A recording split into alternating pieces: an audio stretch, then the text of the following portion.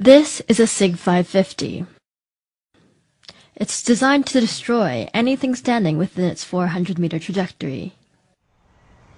And there are over 500,000 of them kept in Swiss homes. Guns and shooting are a strong Swiss tradition. Basic military training is mandatory for young men, and afterwards they're required to keep their weapon at home. Mark Heim is the Ticino representative for the lobby group Protel.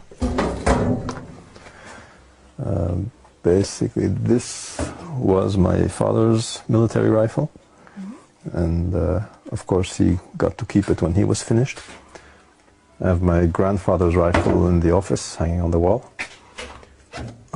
This was mine when I did service, which is quite an old one. It was introduced in 1957. Was used until 1990. And this is my son's. That's the current model. That's what's being used today. That's what we'll be using to shoot the Feldschießen today. The Feldschießen, or Tiro Federale in Campagna as it's known in these parts, is an annual Swiss event, and it's also the largest shooting festival in the world. Roughly 200,000 people come out to target practice all across the country. Ammunition is provided by the government. Heim goes regularly to this range, and it's often a family affair.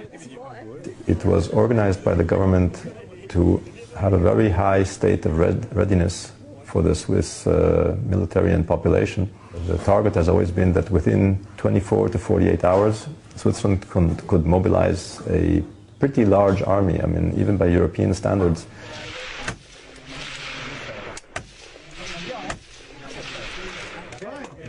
But it wasn't the militia that sparked Heim's interest in guns as a young man. It was an unassuming trip to a Holocaust museum. I was going through all the exhibits and the soap and the lampshades made of people's skin. And while I was looking, I heard a funny noise, and there was an old woman maybe 2 meters from me, and she was trying not to cry. She was sort of sobbing very quietly. She was holding it back. If she had been a few meters further away, I wouldn't have heard her. And she obviously had gone through that.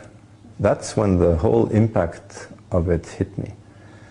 And I promised myself I would never be in her situation. I would want to be free, never in a situation where somebody could, march us off to ovens or prisons or just take away our freedom. The key to freedom is the ability to be able to defend yourself. And if you don't have the tools to do that, then you are at the mercy of whoever wants to put you away.